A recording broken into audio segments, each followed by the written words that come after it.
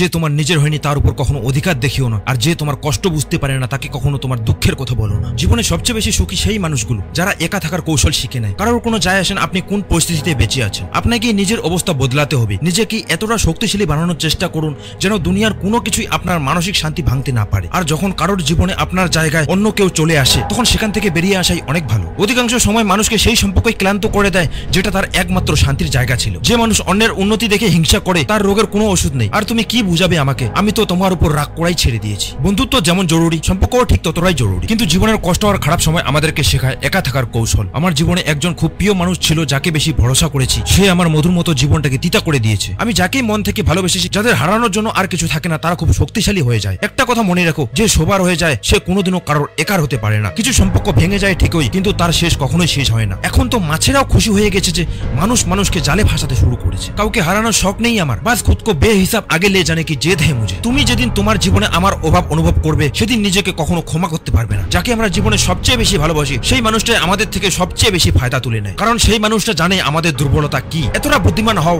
যে কাউকে ক্ষমা করতে পারো, কিন্তু এতটাও বোকা হও না যে যারা তোমাকে ধোঁকা দিয়েছে তাদের উপর আবার বিশ্বাস করে বসো। যে তোমাকে বুঝে না তাকে বারবার বোঝানোর কি প্রয়োজন, যে তোমাকে মানে না তাকে বারবার বলে মানানোর কি প্রয়োজন। যেসব সম্পর্কে একে অপরের প্রতি কোনো ফিলিংস নেই, সম্মান নেই, সেই সম্পর্ককে জোর করে রাখার মানেই কি? জিত কার হার কার?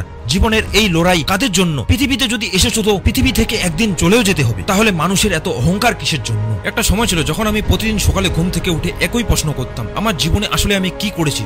চারপাশে মানুষের ভিড়, হাসি, দুঃখ সব চলছে ঠিকই, কিন্তু নিজের ভেতরটা যেন খালি। সবাই দৌড়াচ্ছে কিন্তু কেউ জানে না কিসের জন্য দৌড়াচ্ছে। কখনো ব্যর্থতা, কখনো কষ্ট, আবার কখনো নিজের উপর রাগ। এই তিনটেই আমার জীবনের প্রতিদিনের সঙ্গী হয়ে গিয়েছিল। কিন্তু একদিন হঠাৎ করে নিজের মনের ভিতরে একটা প্রশ্ন স্পষ্ট শুনলাম, এভাবে আর নয়, আমি ভালো করে বাঁচতে চাই। সেদিন থেকে সবকিছু একটু আলাদা করে বদলাতে শুরু করলাম। তারপর বুঝতে পারলাম বেঁচে থাকা মানে শুধু নিঃশ্বাস নেওয়া না, বরং নিজের স্বপ্নকে খুঁজে বের করা, নিজের শান্তিটা ফিরে পাওয়া। সেদিনে ঠিক করলাম যতই কষ্ট আসুক, এখন আমি প্রতিদিন সকালে উঠে আয়নার দিকে তাকিয়ে একটাই কথা বলি, আজ আমি গতকালের থেকে একটু ভালো হব। ভিড়ের মধ্যে থেকে নিজেকে আলাদা করা সহজ নয়। মানুষ হাসবে, বলবে তুই পারবি না, কেউ সাহায্য করবে না, কিন্তু আমি জানি নিজের পথ নিজেকেই বানাতে হবে। ছোট ছোট পদক্ষেপগুলো আমার মনের ভিতরে শান্তি এনে দেয়। এখন আমি বুঝে গেছি পৃথিবীতে সব থেকে বড় জয় হলো নিজের ভয়কে হারানো। এই পৃথিবীতে আসলে সেই মানুষগুলো টিকে থাকে যেই মানুষগুলো নিজেকে হারাতে দেয় না।